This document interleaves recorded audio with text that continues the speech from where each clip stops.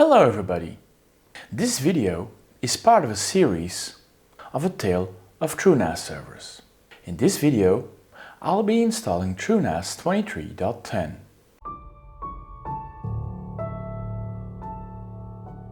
So now I'll be installing TrueNAS Scale 23.10 codename Cobia on my Taiwan 1U NAS server. And I choose Install. And now, as you can see, I have 12 500GB hard drives and I have one Corsair SSD drive to install the OS on. So I'll choose this one. Of course, everything will be erased.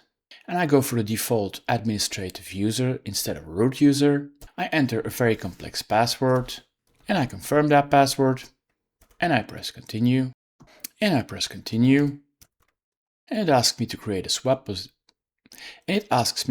swap partition and I allow it.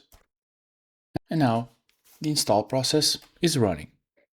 And the basic steps for installing TrueNAS are very simple.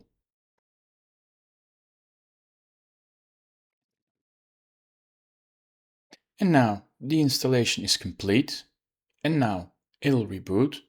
And of course, on a physical server, rebooting takes a lot of time. And so after having removed my USB stick, I'll now click OK and my system will reboot.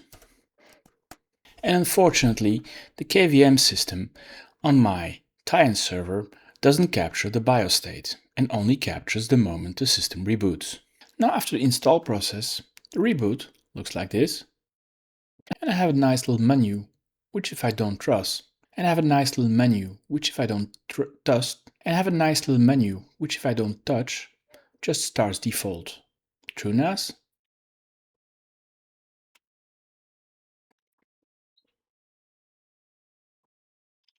And now my TrueNAS is booted, and you can see the interface on which it's available. Now let's have a look at the initial configuration of TrueNAS.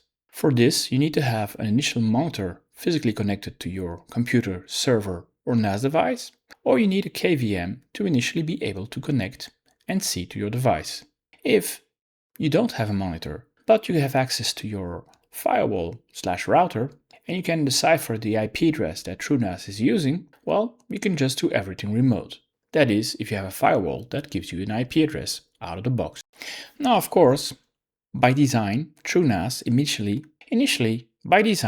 TrueNAS on the first network card will configure a DHCP IP address. Now, in general, on a server, having a DHCP address is not a good idea, because today it might be .1 and tomorrow it might be .2. And for a NAS or a server in general, you always need to know its IP address. So for that, we can configure a static IP address. However, personally, I prefer to use DHCP and then configure a static lease in my firewall/DHCP server so that I have a central point which server is using which IP address. But that's just me. Now let's go into network configuration, and for that we type 1 and we'll see the configure network interfaces. And on my server and on my test server I currently have two interfaces, and out of the box I received an IPv4 and an IPv6 address. And if I want to change from DHCP to static IP address, I just select the first interface and I press enter, and here I can first change the interface name. Should I choose to, I can put a description in. For that, I'll give the description of LAN. I can enable or disable, and for now, just to show the possibilities and the differences by using DHCP server. And now, for those who are paying attention, I have nowhere to put an IP address. Or do I? Well, actually I do. I need to specify it as an alias. And so I go to my alias, and here I specify my IP address and my range. I choose OK, and I'll save these settings. And if we come back here, once it's saved, I still need to press A to apply them. And once it's applied, it's temporarily applied, but if I reboot and I do not persist, on next reboot, I have lost everything. And so for this, I finally need to press P. Now, if you're not sure, you might just apply and test that your network is working and only do P if it's finally working. That's just precaution. And so then finally I can quit, and then I have a second option network configuration settings 2, where I can configure some more settings. I can change here already the host name, and I'll change my host name to test TrueNAS. I can change my domain to my local domain, and I can specify a gateway so that this computer can talk to the internet. When it was using DHCP, that wasn't needed. Since now it isn't anymore, it is needed. So I'll just provide my gateway, which is my firewall, and finally I'll specify a name server, which has the same address as my firewall, so it can look up domain names. And here, contrary to the first, it is immediately applied. I don't need to take any extra steps. Unfortunately on the KVM, after pressing enter a couple of times, the whole interface isn't rewritten completely, but it's still workable. And then option 3, should I need to, I can also specify static routes. For now, there's no static routes found, but I might specifically on my device specify a static route should I need to. But again, if you have a firewall, specifying static routes there is a better idea than device by device. But in some scenarios, it is needed, and here it's possible. And in 4, I can change my administrative password, should that be necessary. 5, I can reset the entirety of this configuration. And options 6 and 7 are both shells. The TrueNAS CLI shell is specifically created to send CLI commands specifically to TrueNAS as if you were using a command line rather than a web interface. While the Linux shell is a more basic general shell where all normal Linux commands like ls, grep, top, etc. work. And finally, option 8 is a reboot, and option 9 is a total shutdown of your computer. If you can remotely repower it on, it's not a problem. Sometimes you need to shut down your machine.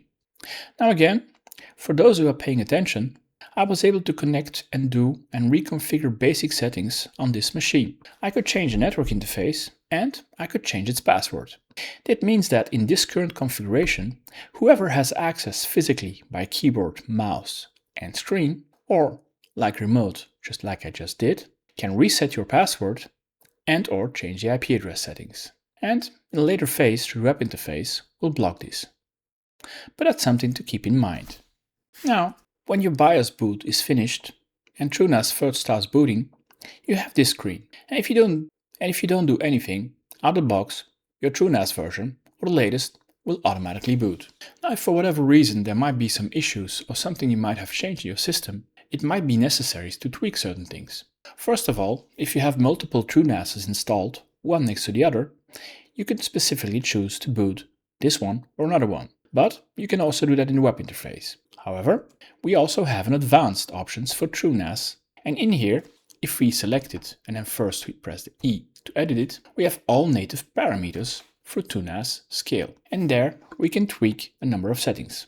Load video or not, load in certain models or not, enable debug kernel settings, and in here we have a number of other settings.